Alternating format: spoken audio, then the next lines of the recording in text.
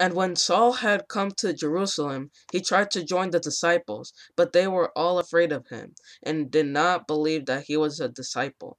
But Barnabas took him and brought him to the apostles, and he declared to them how he had seen the Lord on the road, and that he had spoken to him, and how he had preached boldly at Damascus in the name of Jesus. Acts chapter 9, verses 26 and 27. Hello everyone, my name is Brian Reyes, and welcome to another Daily Devotional. Now today we're going to be reading page November 30th, and the title of the day is called Tarnished Reputation.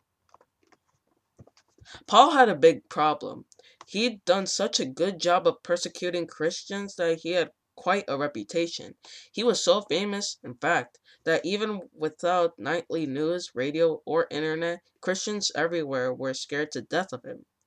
It was no wonder that no one believed him when he showed up in Jerusalem, claiming to have had a change of heart. Even the disciples were afraid of him.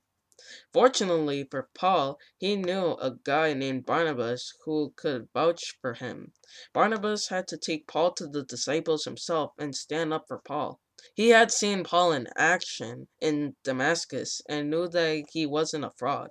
For Barnabas, it was probably a bit like showing up at a pool party with a shark and trying to convince all the swimmers that it had become a vegetarian and really wasn't going to eat any of them for lunch. Because the disciples knew and trusted Barnabas, they finally accepted Paul, but I bet they watched their backs for a while. New Christians often have bad reputations that they have to live down. People who knew them in their sin-filled lives don't believe that their is genuine or that it will last. Christians in the churches they hope to join want to see proof before they'll believe those sinners are safe to have around. They need someone like Barnabas to stick up for them, encourage them, introduce them to friends, and teach them how to behave in the church. Being like Barnabas isn't easy. He stuck his neck out. If Paul had been pretending to be a Christian in order to spy on the disciples so he could arrest them, Barnabas would have been blamed as a traitor for betraying them. Barnabas had to be a strong character. He had to trust Paul and God and his own judgment. And he could have been wrong. If we stick up for sinners who are trying to live down their reputations, we can be wrong too.